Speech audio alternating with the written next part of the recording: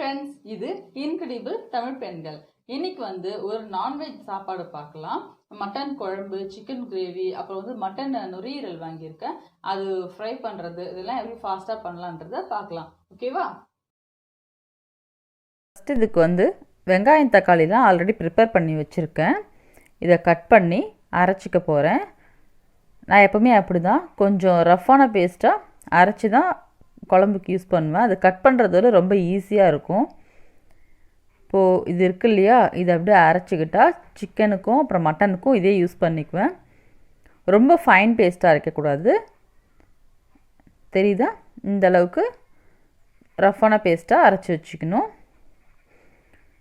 இது 1/2 kg mutton, அதை வேக வச்சுருக்கேன்.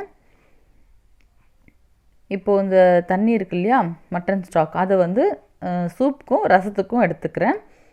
ஆல்ரெடி அந்த ரெசிபி நான் ஏற்கனவே வீடியோ பண்ணியிருக்கேன், அதை செக் பண்ணிக்கோங்க.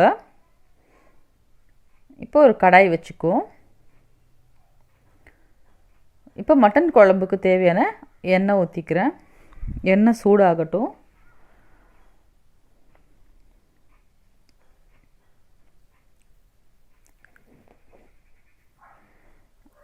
அதில் பட்டை கொஞ்சம் போட்டுக்கலாம். ஆக்சுவலாக கிராம்பும் போடணும், என்கிட்ட அது இன்றைக்கி இல்லை, நான் இப்போ தான் பார்த்தேன்.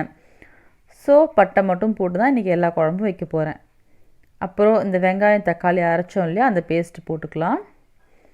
இது வெங்காயம்லாம் குட்டி குட்டியாக கட் பண்ணி குழம்பு வைக்கிறத விட இது கொஞ்சம் ஈஸியாக இருக்கும். அதனால் நான் இந்த மெத்தடே ஃபாலோ பண்ண ஆரம்பிச்சிட்டேன். மீதி பேஸ்ட்டை சிக்கனுக்கு யூஸ் பண்ணிக்கலாம். பட் இது நல்லா வதக்கி விடணும். அந்த பச்சை வாசனைலாம் போகிற வரைக்கும் நல்லா வதங்கணும் இந்த பேஸ்ட்டு.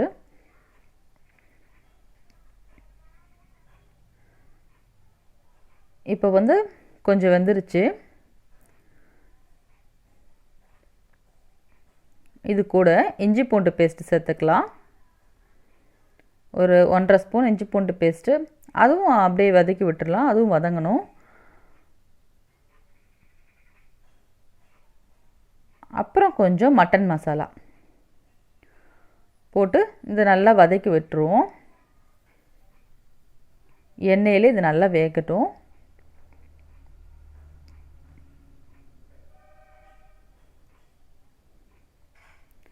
பார்த்திங்கன்னா எந்த அளவுக்கு இது வதங்கிடுச்சு. இவ்வளோ தூரம் நம்ம வதக்கி எடுத்தால் தான் அந்த பச்சை வாசனை இல்லாமல் இருக்கும். ஓகே, இப்போ இதை எடுத்து அந்த மட்டன் வேக வச்சுருக்கோம் இல்லையா, அதில் ஷிஃப்ட் பண்ணிக்கிறேன்.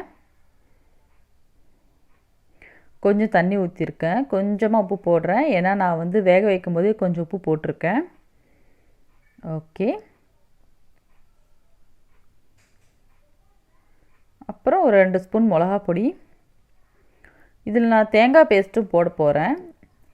அதனால் தண்ணி கொஞ்சமாக ஊற்றிக்கிறேன் இப்போது. ஏன்னா தேங்காய் பேஸ்ட் போடும்போது சேர்த்து கொஞ்சம் தண்ணி ஊற்றிக்கலாம் அப்போ பார்த்துட்டு. ஓகே, இந்த குழம்பு இங்கே அது பாட்டு கொதிச்சுட்டே இருக்கட்டும். நெக்ஸ்ட்டு அதே கடாயில் இப்போது நுரையீரல் ஃப்ரை இருக்கு இல்லையா, அது பண்ண போகிறேன். நான் இது ரெடி பண்ணிவிட்டு குழம்புக்கு ரெடி பண்ணிகிட்டு இருக்கும்போதே சைட் பை சைடு ரசமும் ரெடி பண்ணிட்டேன். ரசம் தாளிச்சாச்சு, அது இங்கே கொதிக்க போகுது.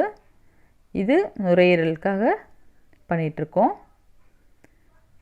இதுலேயும் பட்டை லவங்கம்லாம் போட்டுக்கலாம்.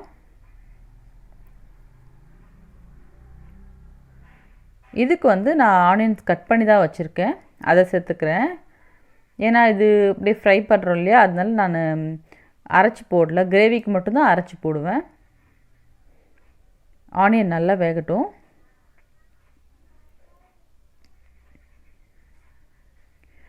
இதில் கொஞ்சம் இஞ்சி பூண்டு பேஸ்ட் போட்டுக்கலாம். இது நல்லா வதக்கி விட்டுடலாம்.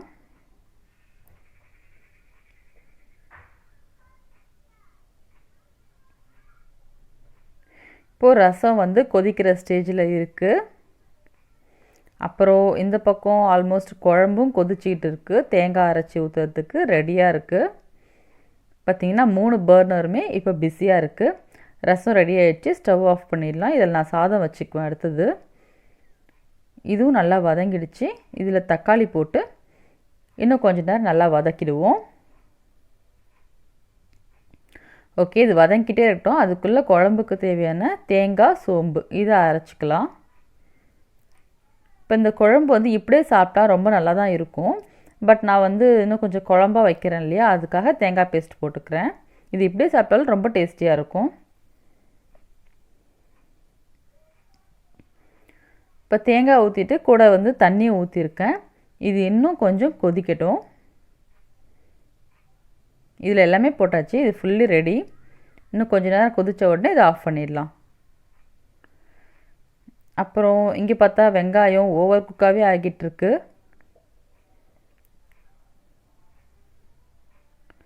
இப்போ இதில் நுரையீரல் அது சேர்த்துக்கலாம். ஆக்சுவலாக நான் இந்த நுரையீரல் செஞ்சதே கிடையாது. எங்கள் அம்மா தான் இது வந்து செய்வாங்க, குழம்பு வைப்பாங்க. நான் குழம்பு வைக்கலை, ஸோ இதை ஃப்ரை பண்ணலாம் அப்படின்னு சொல்லிட்டு இன்றைக்கி ட்ரை பண்ணுறேன்.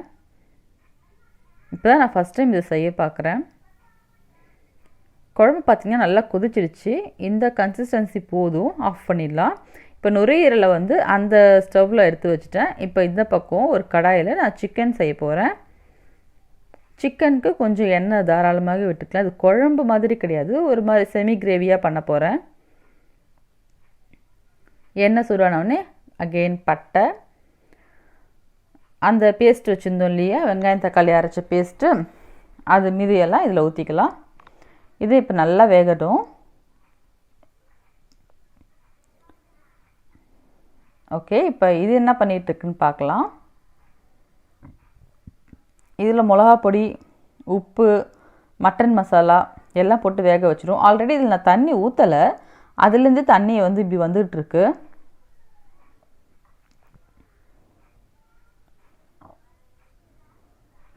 இப்போ உப்பு மிளகா பொடி மட்டும் போடலாம். இதுக்கு போட்டு தண்ணி ஊற்றி இதை வேக வச்சிடலாம்.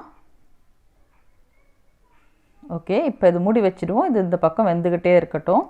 அதுக்குள்ளே சிக்கனை போய் பார்த்துட்டு வந்துடலாம். இப்போ இது வதங்கிடுச்சு இல்லையா, இதில் இஞ்சி பூண்டு பேஸ்ட் போட்டு இன்னும் நல்லா கலந்து விட்டுக்கலாம்.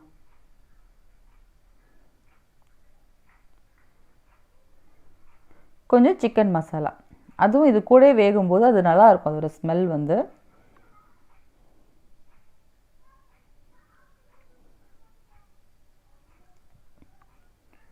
இப்போ இதோட ரா ஸ்மெல் போகிற வரைக்கும் இதையும் மூடி வைப்போம். பார்த்திங்கன்னா இது நல்லா வதங்கிடுச்சு. இந்த பேஸ்ட்டில் இதான் ஒன்று, நல்லா வதங்குற வரைக்கும் கொஞ்சம் அதை விடணும், இல்லைன்னா அதோட ஸ்மெல் வந்து குழம்பே ஸ்பாயில் பண்ணிடும். இப்போ சிக்கன் ஆட் பண்ணிக்கலாம். நான் இன்றைக்கி வந்து 1 கிலோ சிக்கன் இதில் பண்ணுறேன். சிக்கனும் நல்லா வதங்கணும். இதில்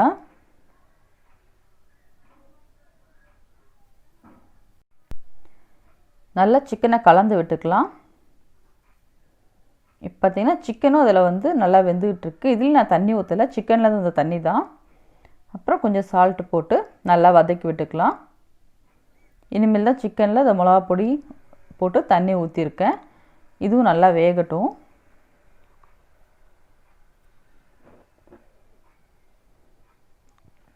இப்போ இந்த நுரையீரல் பார்த்திங்கன்னா இது ஆல்மோஸ்ட் முடிஞ்சிடுச்சு. இது எனக்கு தெரிஞ்சு காரமாக இருக்கும்னு நினைக்கிறேன். நான் செய்யும்போது இவ்வளோ இல்லை, இப்போ அப்படியே சுருங்கிடுச்சு. அதில் இருக்க காற்றெல்லாம் வெளியில் வந்துட்டுருக்கும் போல். ஸோ காரமாக இருக்குது. நெக்ஸ்ட் டைம் இவ்வளோ காரம் வராமல் பார்த்து செஞ்சுக்க வேண்டியது தான். பட் பார்க்க ரொம்ப நல்லா இருக்குது.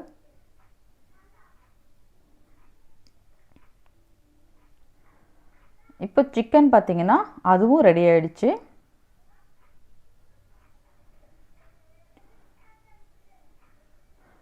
சிக்கன் இங்கே ரெடி ஆகிட்டு இருக்கும்போதே நான் வந்து சூப்புக்கு ரெடி பண்ணிகிட்டே இருந்தேன், மட்டன் சூப்.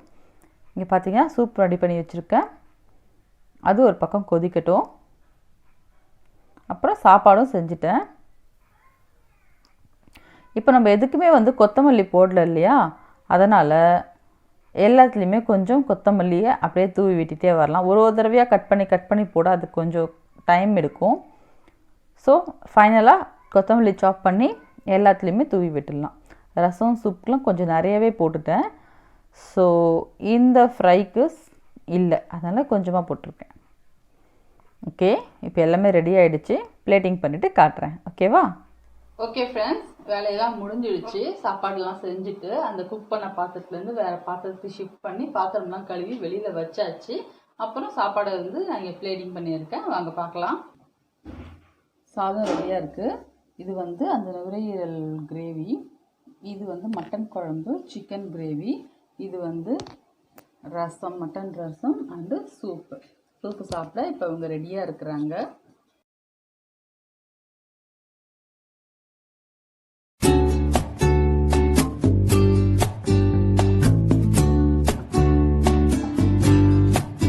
ஃப்ரெண்ட்ஸ், எல்லாமே சாப்பாடு ரெடி ஆகிடுச்சு, ஆறிக்கிட்டே இருக்குது. சூடாக இருக்கும்போது நாங்களாம் போய் சாப்பிட போகிறோம். வீடியோ பிடிச்சிருந்தா லைக் பண்ணுங்கள், ஷேர் பண்ணுங்கள் அண்ட் சப்ஸ்கிரைப் பண்ணுங்கள். நெக்ஸ்ட் வீடியோவில் மீட் பண்ணுறேன். இது இன்கிரெடிபிள் தமிழ் பெண்கள். பாய்.